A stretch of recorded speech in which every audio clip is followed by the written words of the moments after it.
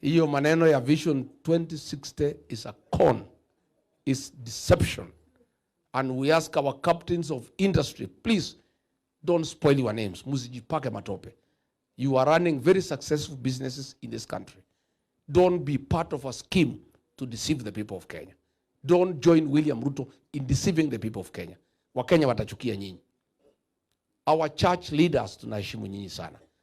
Na Wakenya wanamheshimu na kumpenda. Don't allow yourself to be part of that scheme to deceive the people of Kenya that there is something going on. There is nothing. Let William Ruto address the challenges facing the people of Kenya. The economy has collapsed. There is no money in circulation. That is the issue. Akiita national conversation, tuulizane pesa ya Kenya ilienda wapi. Akisema mkutano ni ya saa 2 tutafika saa 1.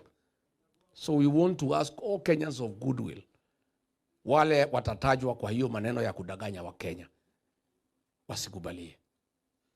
Na sisi tumekubaliana kwa upinzani, hakuna mtu ataenda huko kudanganya wa Kenya. But we welcome a national conversation. Kama William Ruto can call a national conversation, na atuite tutakuja to discuss wale ambaye waliua Gen Z watakamatwa siku gani. That we can discuss. We can discuss mambo ya corruption pahali imefikisha nchi. We can discuss mambo ya SHA ile haifanyi kazi. We can discuss mambo ya university financing model. That we can discuss. That conversation we are prepared to have with you. Lakini mambo ya vision, you have none. Wewe umepewa kazi ufanye, unaanza kuongea mambo ya vision.